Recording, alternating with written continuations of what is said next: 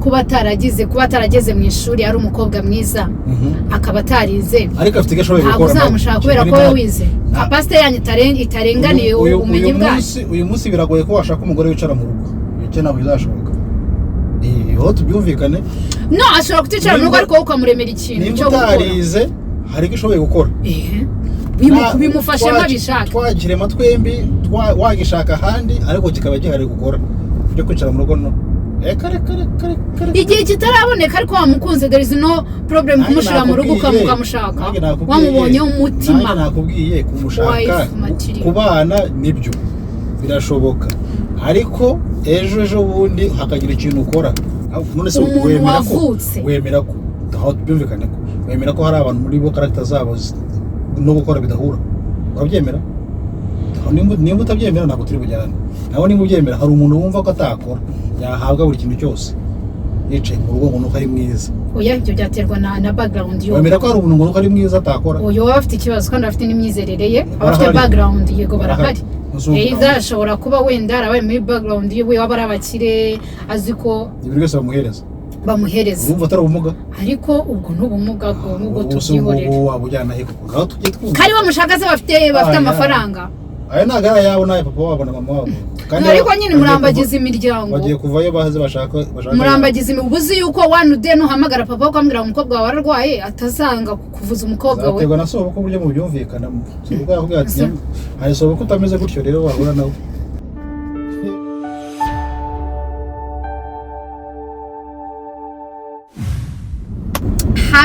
Happy New Year. This is the Blessing Show nk'ibisanzwe 2025 turashimana ko twayinjiyemo turi bazima nawe nimba tureba uri muzima rero umwaka wa 2025 zabereye umwaka w'ubuzima bwiza umwaka wo guseka umwaka wo gusekera satani kabisa agacanga mu kirwa akavuga ati iki ntago ari njyewe sibyo muzishime by'umwihariko abamenye Kristo muzahore munezerewe amahoro y'Imana azabane namwe muzahahe muronke muzabone ubuzima buzima n'abanyu bose kiba Imana izakibarinde siko bimeze sho ko bimeze kabisa ko bimeze pe iyo bukeye hakurya iyo uratangaza iki abakunzi bacu bameze bate mumeze mute welcome back welcome back nuko bimeze umwaka iyo winjiyemo ugitangira uba ufite intego uba ufite target uba ufite ibintu byinshi byo gukora mu buri gihe cyatakaje ufite ikibazo nange njye nibaza igihe cyatakaje ntabwo kigaruka tugenda naho ngaho intego abantu batangirana umwaka barazisozanya cyangwa birangirira aho ngaho abantu bafite plani ziba ari nyinshi z'umwaka bafite gahunda imyanzuro yarafashwe baricaye bakaganira bakavuga ati twebwe turaplaninga This year everything is gonna be alright eko birangira bibaye next year oya sheri hari igihe Imana ibijyamo twebwe turagambirira nk'abana b'abantu ariko Imana nisohoza kuko ntago buzi urumva hari ahantu ujya ntago buzi kiri imbere mbase nkubwire hari ahantu ujya usanga haranditse ngo tuzakopa ejo ukaza ugasanga n'uri cya cyapa kiracyari ejo n'abantu ba disiya biba disiya Imana ibyo bintu bikureho Imana ibyo bintu Imana bikureho pe ibintu byo guplaninga umwaka ukarangira ikintu wa planinze kita shanje thank God on my side no kuri Imana yadukora ibikomeye buriya namwe mujye mwicara mu planning to plan ni byiza sheri kuba utagira plan mu buzima ni nk'imodoka igenda udafite ahantu iki sibyo itafite direction ntago so niyo mpamvu uvuga ngo to plan ni byiza naho bitakunda jya wizera neza yuko iyo ufite ubuzima uba uri umukandida w'ibyiza uba uri umukandida wo kuba wakora icyo kintu sibyo sho uri umukandida wo kuba wakora icyo kintu kuba ukiriho gusa uri umukandida w'ibyiza kandi uko Imana ikigufiteho umugambi wayo kuri iyi si hari ikintu ugomba gukora kitarasozwa ntabwo nuza yawe irarangira kuri iyi si rero hari akantu nshaka kukubwira tube mu mwaka mushya hari akantu nshaka kubaza tube mu mwaka mushya twawinjiyemo ubu dutangire dukorera amafaranga twacivinge tuzarya yacu kuri mwaka nurangira turi bazima dushima Imana tuburare mu mwaka urangira uyo ko ushoboye ubona akanyungu ujye ugenda usimbuka rumenejo nandikiye arambwira ngo ubuzima ni butoya live once so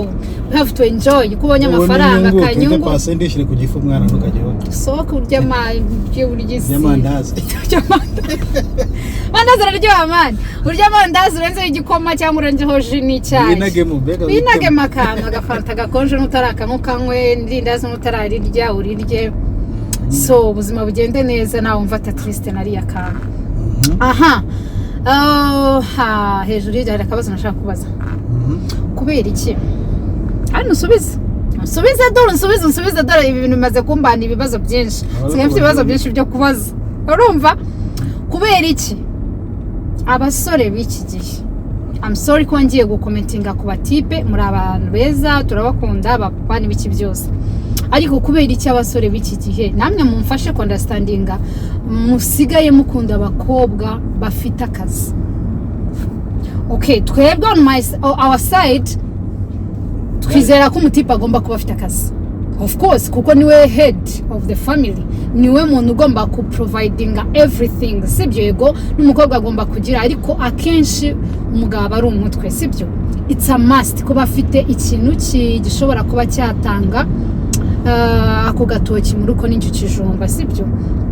ariko abahungu b'iki gihe nabo bigize nk'abakobwa ba kera umukobwa udafite akazi ntacyo twavugana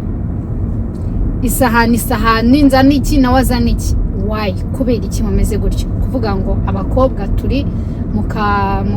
mu bibazo kubera yuko nimba udafite akazi uzi kuzagumirwa nta musore wakwiteza aragutereta isukorera he ukora iki come on icyambere tugomba kumvikana n'ikimwe byita digital era ubuzima turimo uyu munsi majority katuvuge 80% y'ingo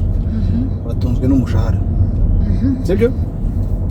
batuzwe n'umushahara w'ukwezi yego sibyo abikora ni bakeya bavuga ngo bari kuri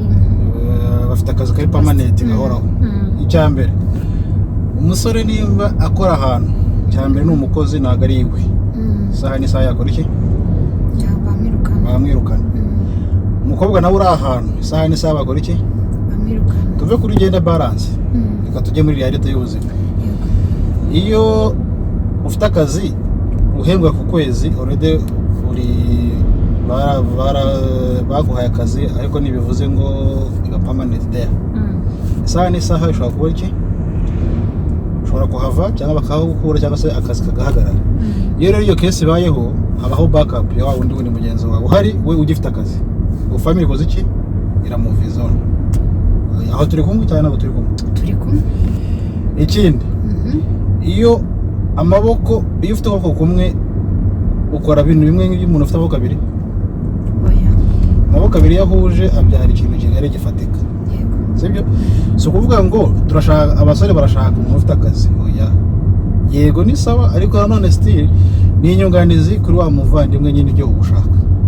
kandi nayo ntuva ari benefit kuri wowe ubaze se ntabwo bikiri twikuremo gender balance yego ntabwo bikiri like kuba nkafite ni byiza ariko byabaye bimwe urabizi umuntu agiye gusaba akazi yabaye muri service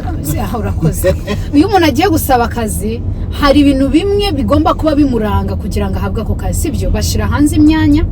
bakavuga ngo kora CV yawe utubwira ahantu wakoze at least uzane certificate zingana gutya sibyo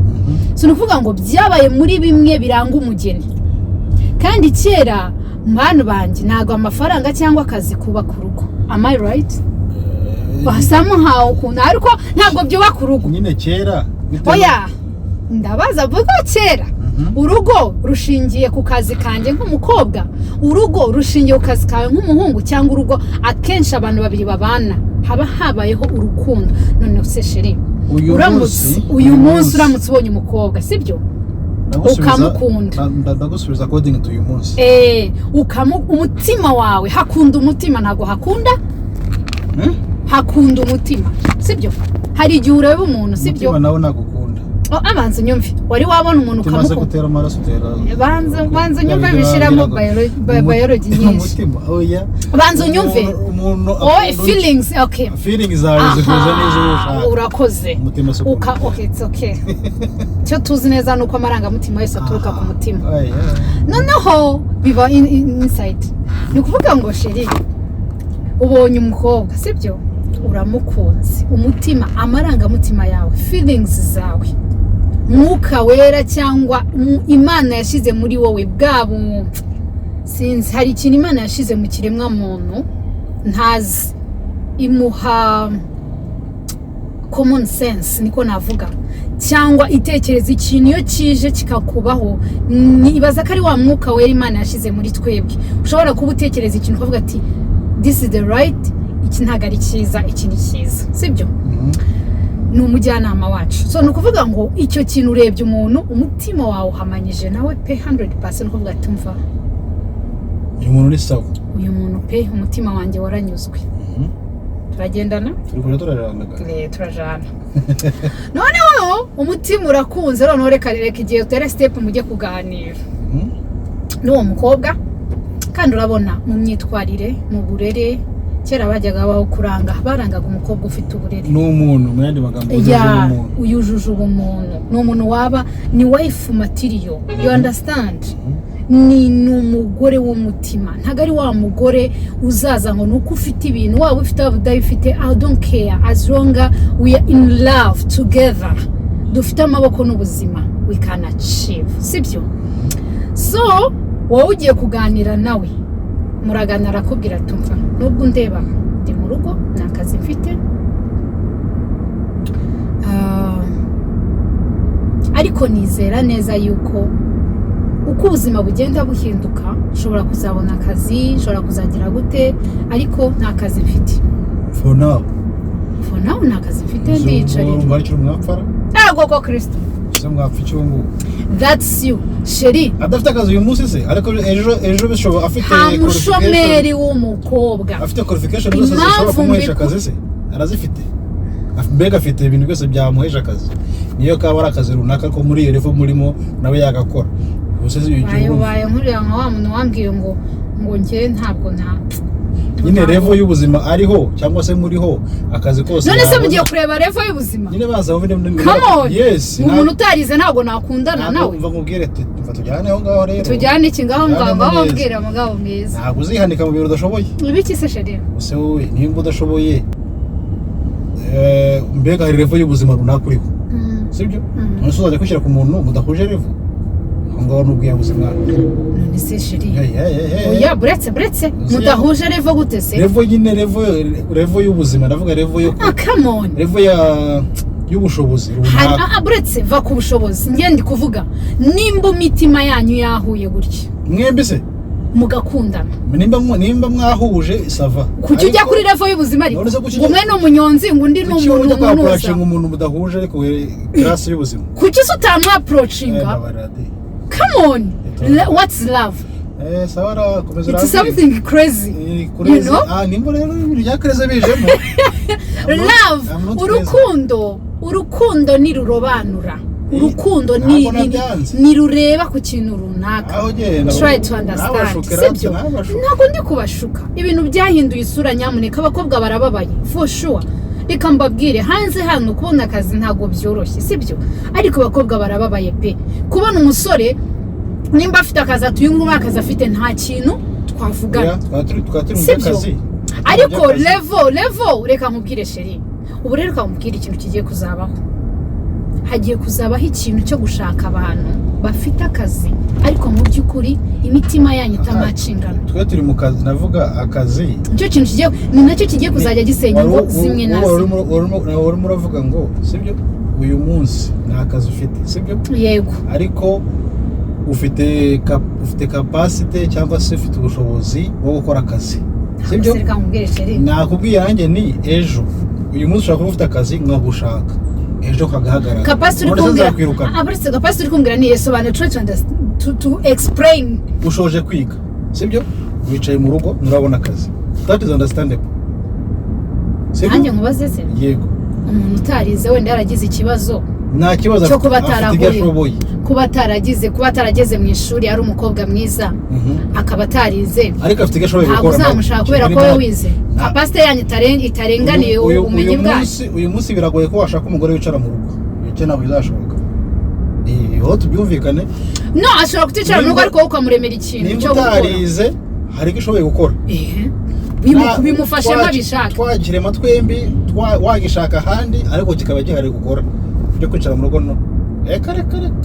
igihe kitaraboneka ariko wamukunze there is no problem kumushira mu rugo ukamushaka wamubonyeho umutima nakubwiye kumushaka kubana nibyo birashoboka ariko ejo bundi hakagira ikintu ukora cyo kwicara mu rugo ngira rya kera bya mama na papa wapi ari n'ababyeyi bacu bicaga mu rugo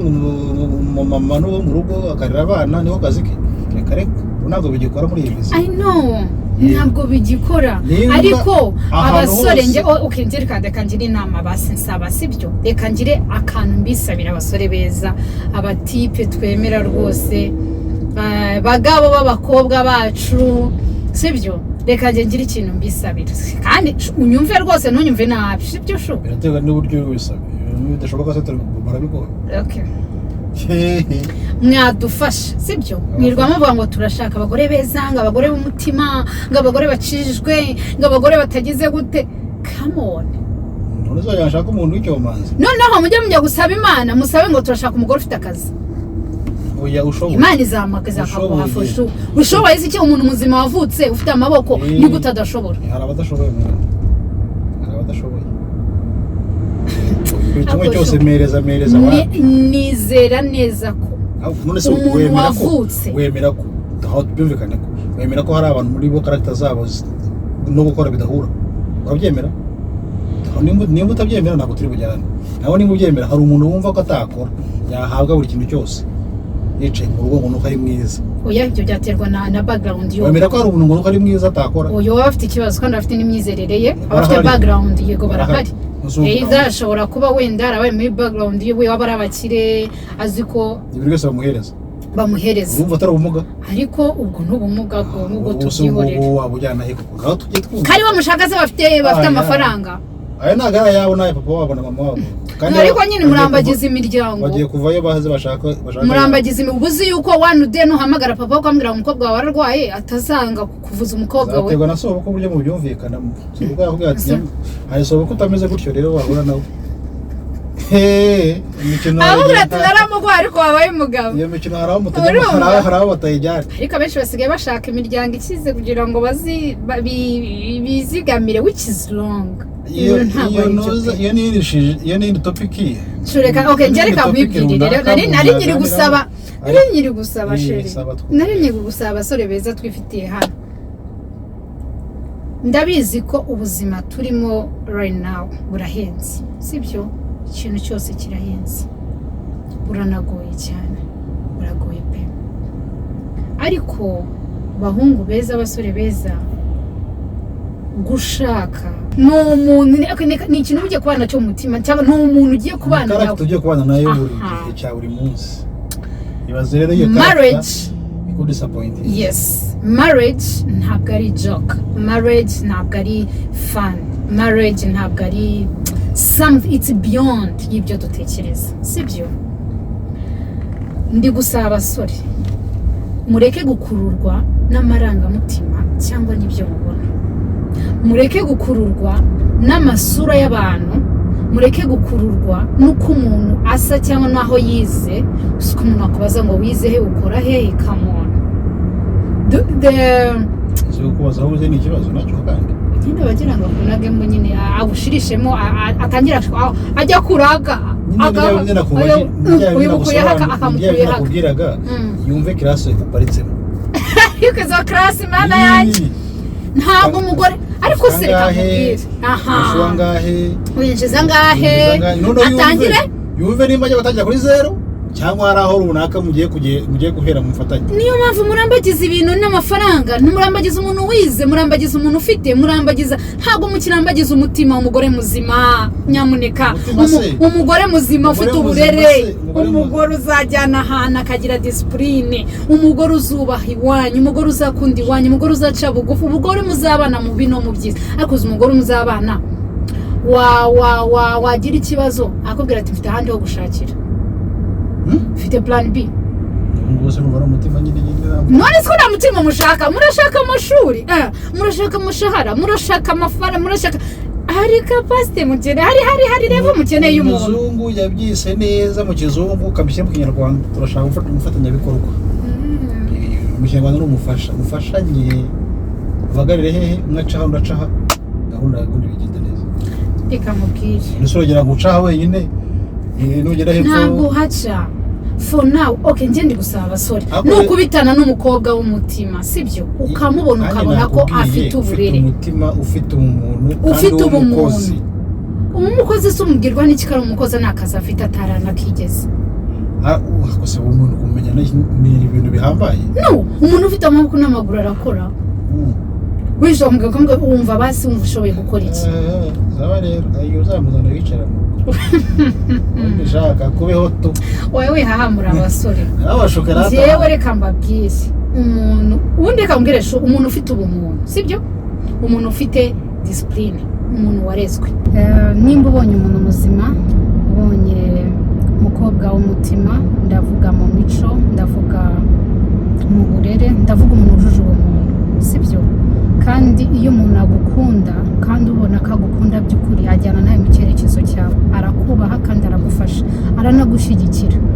uwo muntu ntuzamusige mu buzima bwawe ngo mutakaze kubera ko hari icyo adafite ubu ngubu kandi ashobora kuzagusapotinga nawe ukagera kure, kuko uwo muntu n'umugisha. Kandi ikindi, nuramuka ubonye umuntu wujuje ibyo ushaka ugasanga afite n'indisipurine, mu yandi magambo ukabona hari imico itariho, ntuziyahure. Ashobora kuba afite ibyo ukeneye nk'umwana w'umuntu physically, cyangwa amafaranga arayafite iki, never take that person kubera yuko ngo azamfasha, ngo ndabizi ubuzima buzagenda neza. Ushobora kuzagenda neza imodoka irenze umuhanda, cyangwa nawe ukishira mu muhanda kubera yuko kubana n'umuntu umeze nk'igisebe kikurya buri munsi nabyo ni ikindi kibazo pe. Rero basore beza, be wise, mugire ubwenge mu mahitamo yanyu, mugire ubwenge. Ngende kubisabira ubwo n'abantu badukurikiye baraza kutubwira if ndi kuvuga ukuri, ariko mugire ubwenge pe. Ibintu umuntu kuba ari uko ari uyu munsi nibikakubuze kugira gute, nibikakubuze guhitamo uwo muntu, kuko hari icyo wamubonyemo cy'agaciro. Ikintu cy'agaciro ndi kuvuga, ndi kwibanda ku bumuntu, ndi kwibanda ku rukundo, ku muntu ugukunda koko kandi ubona nawe ari ibyo ukura gukunda. Ariko kubera ko hari ikintu adafite, wumve yuko utamuzana mu buzima bwawe kubera ko hari icyo ukeneye none ahangaha. Wirebera ubuzima bwa hafi, rebera kure, rebera umuntu muzarambana ibihe n'ibihe. Umuntu uzabwira gutya akumva umuntu uzabwira ngo duca akumva ko mugomba guca, sibyo? Hapana umuntu rero ubona ubuzima bw'aha hafi, hanyuma mu gihe kizaza akakubwira ati buriya rero nubwo uri kumbwira gucange ndumva ntacangaha, icyo gihe muzahita mugira gute, muca mu byerekezo bitandukanye. So that's my idea. Nasabaga abasore beza rwose bacu, murebe komeretsa abakobwa bacu kubera ko nta kazi wenda bafite, kubera ko hari uko wenda bitameze gutya. Nimba ubona ko mwajyanirana, nimba ubona ko ari umuntu muzima, nimba ubona ko ari iki, uwo ni umugore mwiza, sibyo? Umugore mwiza rwose, umuntu ufite amaboko yakora kandi umuntu ugukunda yagushyigikira, sibyo? That's my advice. Nta mutima mubi rwose mbikoranye. Ubuzima ndabizi ko buhenze, ndabizi ko bigoye, ariko umuntu uguha amahoro arutwa na wa wundi ugufasha ariko gustress. Ubuzima turimo tugomba kubaho twishimye Imana. Wowe umuntu aragustressa muri iyi si no mu ijuru, gusa ijuru waribona. Ariko nawe nimba uzi ko udashoboye biteza umuntu ibibazo. Nimba uri umukobwa ukaba uzi ko udashoboye, bikajya bikwiyambira ku muntu kugira ngo abare gukemura ibibazo byose. Oya, nta muntu udashobora. Urabyemera ko bahari se? Barahari bigize abantu, ariko ntabwo abenshi ntabwo barashoboye abenshi barashoboye nakora nk'umujye mwibaza ko abagabo nabo baba barushye sibyo we know turabizi ko tugomba kubasapotinga sibyo kandi nanone nkibura abakobwa ku rundi ruhande ntabwo ndivuga abasore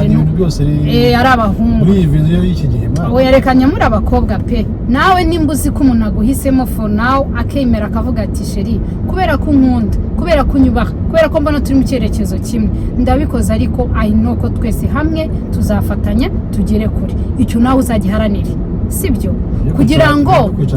tureke kwereka abasore yuko